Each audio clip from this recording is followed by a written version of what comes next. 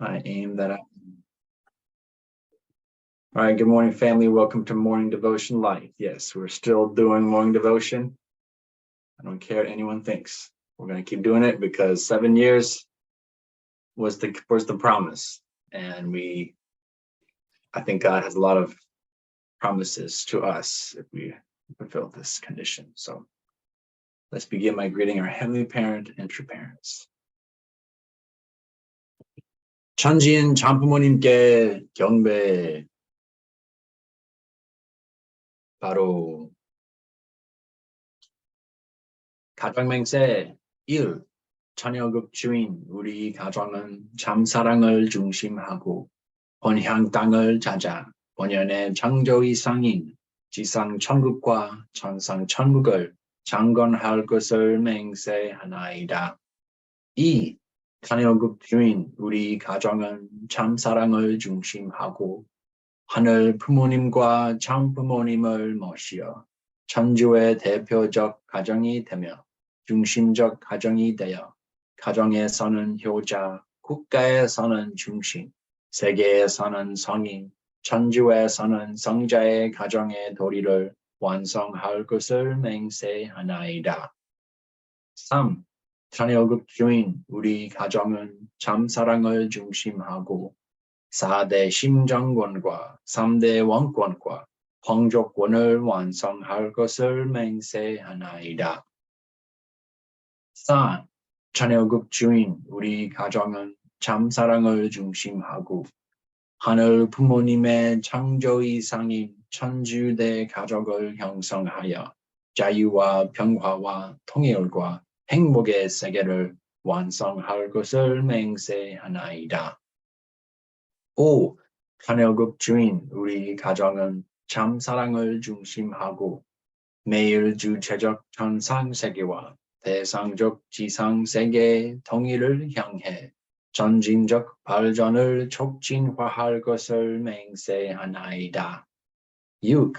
자녀급 주인 우리 가정은 참사랑을 중심하고 하늘 부모님과 참부모님의 대신 가정으로서 천운을 움직이는 가정이 되어 하늘의 축복을 주변에 연결시키는 가정을 완성할 것을 맹세하나이다. 7. 자녀급 주인 우리 가정은 참사랑을 중심하고 본연의 혈통과 연결된 위하는 생활을 통하여 심정문화 세계를 완성할 것을 맹세하나이다. 8. 자녀급 주인 우리 가정은 참사랑을 중심하고 자녀급 시대를 맞이하여 절대 신앙, 절대 사랑, 절대 복종으로 신인의 일체 이상을 이루어 지상 천국과 천상 천국의 해방권과 석방권을 완성할 것을 맹세하나이다.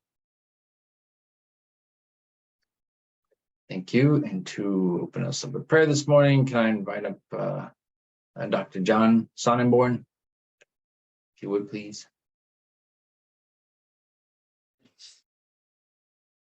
Oh, I'm sorry. Oh, sorry, I can. I'm trying to unmute there. Right. Dear Heavenly Parents, thank you so much for joining us in this morning devotion light, continuing a tradition established by our beloved Abba, Dr. Tangji Yang, and now centering on pastor here and national president, Johann Stevens. Heavenly Parents, please be with each of the persons on this call. We may learn what is there for us to glean in the glowing fruit of the gospel messages from our true mother's memoir, which many of us have read many times, even in Etiquette, which each time has some freshness to it, especially because now we know her more and more.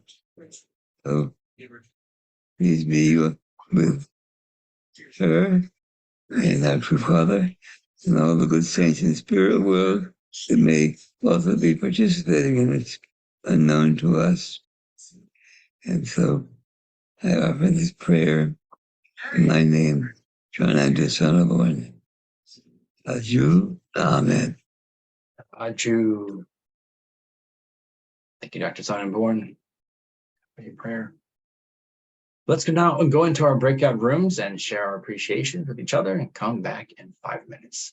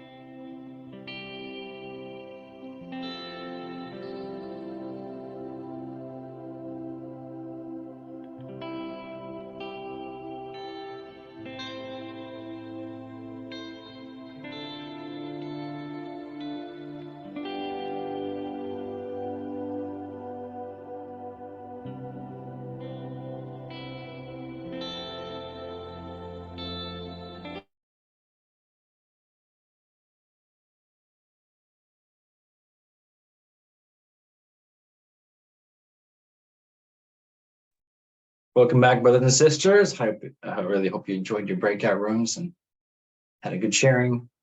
I was with Mrs. Tomiko Homans. So if I can invite you to share your appreciation this morning. Hi, good morning. Good morning. I am saying like living now, also spiritually, spiritually living this time, amazing time. Basically, that's it. Yes. And thank you. Yes, thank you. Yeah, now's a good time to be alive, for sure. And that's I think you were also sharing about your children and spiritual parents. You wish they can come back now. Now's a good time to come back. I agree. I think maybe coming back a few years ago wasn't the best time, but I think now's a good time to come back. I think we're getting ready to have a real family, a real community. So I like that one. Okay, let's now go into our Gottable reading for today. Please enjoy. Welcome to Mother of Peace, and God shall wipe away all tears from their eyes. A memoir by Hak Jahan Moon, a production of the Washington Times Global Media Group, narrated by Alison Hiroto. The Tale Bridge Legend. Mother, why is where we live called Pyongan Province? I was full of curiosity, and whenever I had a question about something, I ran to my mother and asked her for the answer. Every time my mother responded kindly. Well, dear, she replied, it is called that because the Pyong part is the first character of Pyongyang, and the An part is the first character of Anju. Why do they take one character from each name? I asked. It's because both of them are big districts, she said. Over time, Anju had grown into a large town. It was surrounded by expansive plains that were ideal for farming, and there was normally plenty to eat. My father, Han Sung-un, was born on January 20th, 1909. He was the eldest of 5 children of Han Byong-gon and Choi Ki-byong of the Cheongju Han clan at Yonghung village by the city of Anju. My father entered Mansong Public Primary School in 1919 when he was 10. He had to leave after finishing the 4th grade, but his desire to learn led him to enter a private school, Yu Gyeong School, in 1923, from which he graduated in 1925 at age 16. He then became a teacher at his alma mater, Yu Gyeong School, for 10 years. During the chaotic period from Korea's liberation until 1946, he served as the vice principal of his other alma mater, Mansong Primary School. I lived with my father for only a brief time, but his gentle nature and features are engraved in my mind. He was meticulous and thrifty, and he was very strong. One day he was out for a stroll on a local road when he saw some people struggling to clear a big rock from a rice field. He went over, lifted up the rock, and moved it out of the way. He was a devout Christian and follower of Reverend Lee Young-do, pastor of the New Jesus Church. Because of my father's work as a teacher and his active life of faith, he was rarely at home. He lived a life of service to God, even though the government tracked and persecuted Christians from independent churches such as his. My mother, Hong Sune, was born on March 18, 1914, in Cheongju, North Pyongan Province. That is the town where my husband, Father Moon, was also born. She and her younger brother, my uncle, were born to a devout Christian couple, Hong Yu-il and Jo Hwan-mo. My maternal grandmother, Zhou Huanmo, was a direct descendant of Zhou Hanjun, a wealthy scholar of the Joseon dynasty. Zhou Hanjun lived in a village of tiled-roofed houses in Chongju, a community of people who held government positions. Not far from his home was a bridge across the Dale River. It was once a sturdy bridge made of neatly piled large stones, but over time it had deteriorated to the point that no one could cross it. No one had the time or resources to fix the bridge, and one day a flood swept it away and buried its stones in the riverbed. As did everyone else, Zhou Hanjun knew the prophecy that had been passed down for generations. If a rock carved like a totem pole standing beside the Dale River Bridge is buried, then the nation of Korea will fall. But if that rock is clearly exposed to the people, then a new heaven and earth will unfold in Korea. The Dale River Bridge was important for another reason as well. In order for Chinese envoys to make their annual trek to the seat of Korea's government in Seoul, then named Hanyang, they had to cross that bridge. Now it was gone, and the government did not have money to rebuild it. In desperation, officials posted a bulletin calling upon the citizens to rebuild the bridge. Grandfather Zhou Hanjun accepted the call and rebuilt the bridge using his personal wealth. The sturdy new stone bridge was now high enough for boats to pass under. Grandfather Zhou Hanjun spent his entire fortune on this task, and when it was done, all he had left were 3 brass coins. These were just enough to pay for the new straw sandals that he needed in order to properly attend the bridge dedication ceremony the next day. That night, he had a dream of a grandfather in white clothes who came to him and said, "Hanjun, Hanjun, your sincere devotion has moved heaven. I was expecting to send a son of heaven to your family. However, because you bought the sandals, I will send to your family the princess of heaven." Grandfather Zhou Hanjun awoke from that dream and found that a stone statue of the Maitreya Buddha suddenly had appeared near the bridge. Over the years, this miracle created such an atmosphere that all those who passed that Buddha would get off their horses to offer a bow before proceeding on their way. The people of the village marveled at this sign from God and built a shelter over the statue so that it would not be exposed to rain or wind. On this foundation of devotion and loyalty, generations later, in the family line of Zhou Hanjun, God sent my maternal grandmother, Zhou Wanmo.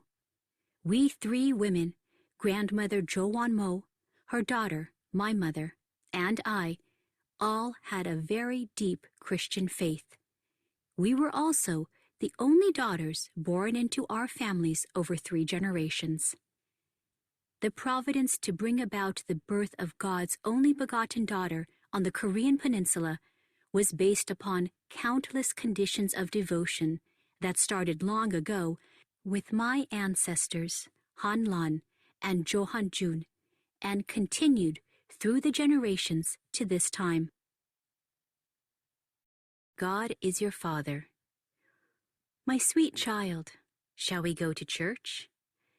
When I heard those words, I would run to my mother. She would take my hand in hers, and we would walk to church. I think the long walk with my mother was why I liked going to church.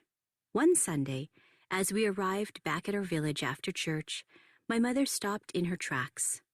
She plucked a wildflower blooming shyly on the roadside and tucked it into my hair, right behind the ear. She kissed my cheek and whispered to me with a delicate, loving voice, "How pretty you look, my one and only daughter of the Lord." Mother's eyes always looked the same. They were clear and deep, almost as if her irises were one with the blue sky. As I returned her gaze, I could glimpse traces of tears, but not knowing her deep heart, I was only excited and delighted by the words, "One and only daughter of the Lord." Mother often called me precious daughter of the Lord, with emphasis, as if she were praying. Throughout her life, this was the term that she used when she prayed for me, her only daughter. In this way, I grew up feeling honored that I was the daughter of God, the daughter of the Lord. My maternal grandmother, Jo Hwan Mo, also looked into my eyes and told me clearly, "God is your father."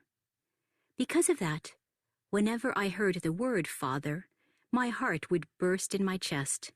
For me, the word father brought to mind not my own father, but our Heavenly Father. Because of such love in my home, I never worried about my life. Despite our poverty, and despite my father not being with us, I always was content. This was because I knew that God was my Father, that He was my reason for being alive, and that He was always right there by my side, taking care of me. I sensed that God was my real parent from the moment of my birth. I realize now that I had a sensitive, spiritual intuition. My husband recognized this in me and complimented me for my insight into things that were taking place. He did so sometimes during his talks to members. My grandmother and mother taught me the duties of heavenly love and not to obsess over what I was going through personally. They set the example for me, obeying God absolutely and wholeheartedly. For Him, they did not mind carrying out exhausting endeavors that seemed to melt their very bone marrow. They offered their devotions of prayer most earnestly and carefully, almost as if they were building a tall stone tower. They also made other extraordinary conditions that I didn't fully understand. They would bow before Jesus hundreds and even thousands of times in a day. They cooked meals for Jesus and sewed clothes for Him, as if He were living in our house with us. And then they did the same for the Lord, whom they expected to return to Korea. They shared their faith with everyone they met, and their meager food and resources with anyone who needed it. Their generous and happy spirits moved me and shaped my character as I grew up. Several times a day, I would stand at the edge of our front porch and look up at the clear sky. It was astonishing how often I saw 3 or 4 beautiful cranes in flight. I would continue my gaze at the sky even after the cranes were out of sight, my arms wrapped tightly around my chest to contain my heart, which I felt was about to burst out of me and join the cranes in the heavens. Thank you for listening to Godible. Visit Thank you, God, parents, with these words today. I have a very reflection on this word. A theme that I caught was how much your mother is a second generation. She really, I find myself relating to Mother's story so deeply.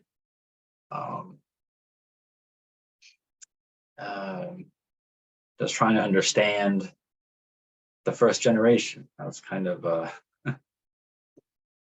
her faith was so deep and direct with God.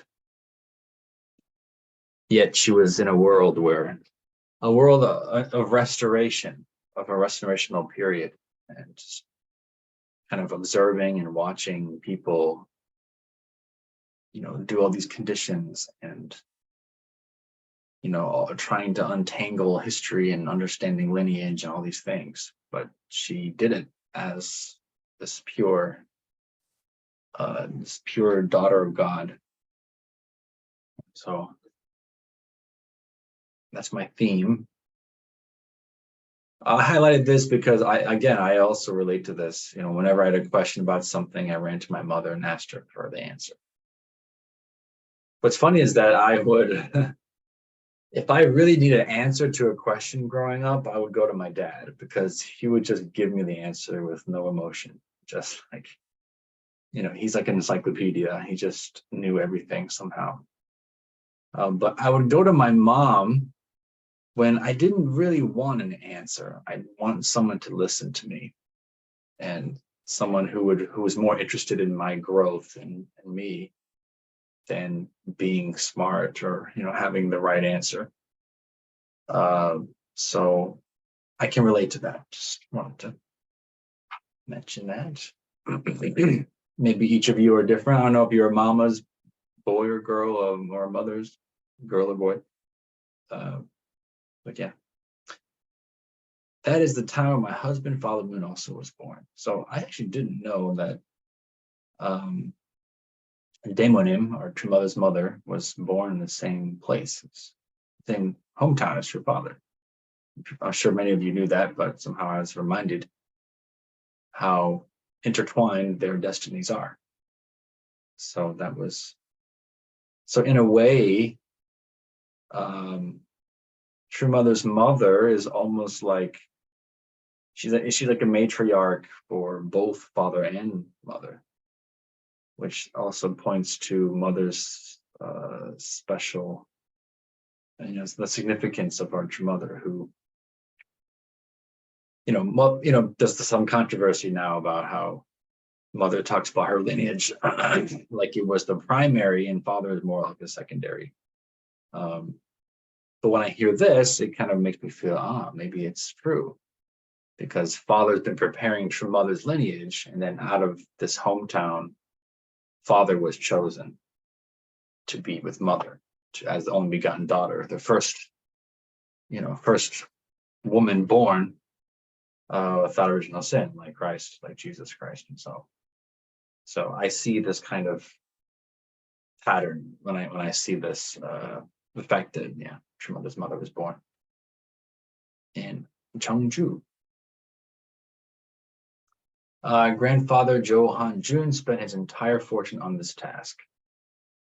So somebody might read this and be like, well, that's random. He just spent his fortune on some bridge, and that is like the condition for God to use his lineage to give birth to the only begotten daughter. I mean, it sounds a little bit far-fetched. But yeah, maybe so. I was interpreting this maybe as like Noah building the ark, kind of this insane task that requires your entire life, and fortune.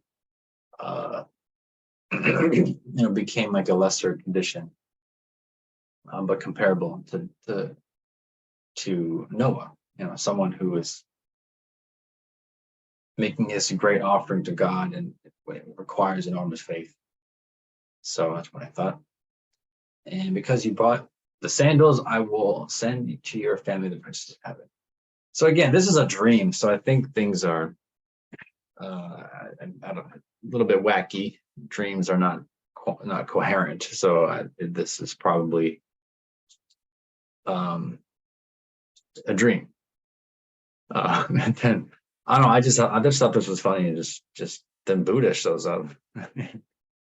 I don't know how much of a miracle that was, or maybe some person just decided to offer their Buddha statue at the bridge, or maybe God just made it, like literally manifested a Buddha statue. But I think about Jesus multiplying the fish and the bread. I think your father said that. I don't think Jesus did magic. I don't think that he can teleport fish and bread into people's hands. But what happened was, out of the goodness and the love that was felt, the people, everyone had something to eat, because people were sharing, and the people were sharing their own lunches and gathering at the time. So in the same kind of way, because of this great investment that grandfather Jo Han Jun gave to build this bridge and restore civility in a civil infrastructure of the town, and which also served the nation, then the goodness of someone's heart was able to make their offering. That's my theory, but point was that you don't know I know there's a lecture that we give often about the importance of lineage, the importance of you doing good works during your life has a tremendous impact on generations and generations and generations. So, like, for example, they took the lives of two different people. One was, like, what was it, like a university professor, and anyway, quite accomplished, and someone with a good family. And then the other one was an alcoholic who was very abusive, and this kind of a nobody. Both of them had children and had families, right? And then the good person produced all kinds of presidents of the United States and many business people and people who do good, and the alcoholic guy produced murderers and all kinds of criminals out of his lineage. And so in the same way here, I feel like this grandfather, Johanjun, really, he started a whole, I should say, that act of restoring that bridge became kind of the foundation for Korea to develop. And I'm sure a lot of spirits, and I should say a lot of people who've come and gone can really see him as a leader and as an example for the success of Korea as the chosen nation. And so his lineage is some kind of royalty, and for True Mother to be born as this princess of heaven, that is kind of a big deal. So that's my interpretation. We were also the only daughters born into our families over 3 generations. And True Father would often, I don't know how often, but he would definitely talk about this, that Mother was special because of that. And I wonder, why is that so important, that you have only daughters born over 3 generations? And for me, it's about getting distilling or making a pure woman, because I think so many women are kind of tainted by the ideal man, or what is seen as acceptable or as successful as we see a man. Usually, we don't really have a model woman anywhere. There just hasn't been a woman Messiah. We don't have Jesus. We don't have a Jesus, a female Jesus, basically, or female father. So God had to kind of pave a very narrow path for True Mother to be born. Like Mother said, she didn't have much relationship with her father. She saw God as her father, and then her mother as her mother. But even she would submit that Mother is not her mother. I'm sorry, that she's not her mother, but actually Mother is her mother, as we'll see later. But so True Mother really had to go this narrow, pure path to become a pure woman that God can raise up directly and be the first example of an ideal woman. So that's pretty cool. I'm grateful for that, because I think about my daughters too. I've got 2 daughters, and I want to make sure they have the best example that they can follow. And I think True Mother's got to be it. Oh, that's pretty cool. Wearing her shades and her simple fashion. Yeah, thank you. Based on countless conditions of devotion I started long ago with my ancestors. So no one can understand, I think, how deep the sacrifice and devotion was to prepare for Mother. I love this. For those of us in Manhattan, we sing a song after church. Somebody prayed for me, had me on their mind. took the time and prayed for me. Yeah, do.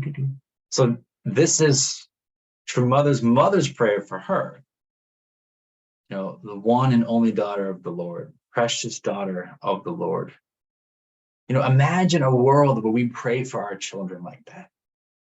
Where we humble ourselves and realize, oh my God, these children are the children of God. Imagine the difference, how we would treat and respect our children.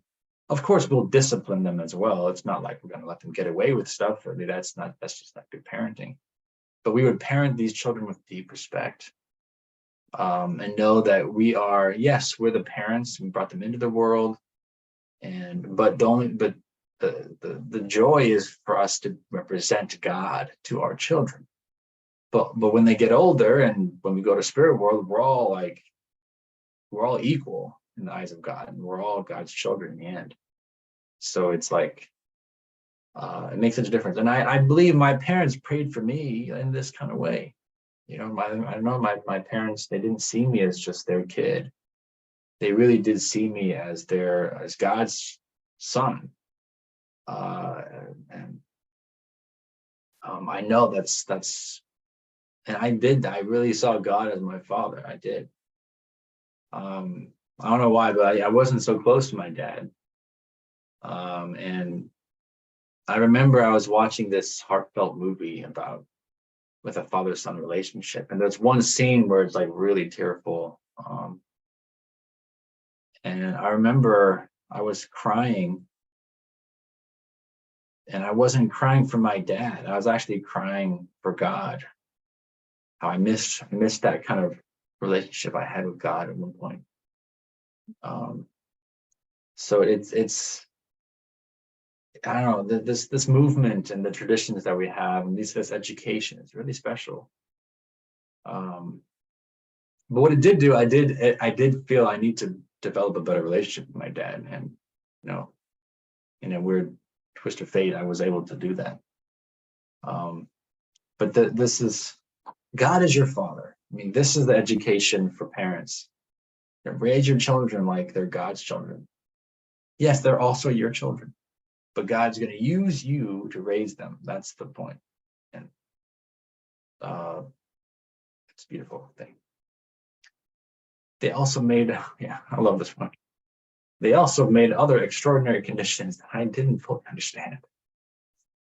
So as a second gen, I experience this all the time. I'm always like, wow, we are really paying a lot of indemnity, a lot of foundations of faith. I'm just not seeing a lot of substance. But just because I didn't understand doesn't mean it wasn't needed. I think that's something that I mean, a lot of the second gen blessed children have issues, or have challenge understanding. So just appreciate. I think so. My key is always just to appreciate the things that I don't really have to understand, but that I can just receive, inherit, and co-create the future. So that's a perfect example of Hyojun, if you ask me. So that's my reflection on this today. Is I just see True Mother. She's like this second gen, really actually a third gen, you might say, kind of born into this crazy world. So this is her story. We're gonna continue on. Well, let's now go into our breakout rooms, share our reflections with one another, and I'd love to hear what you have to say. Be back soon.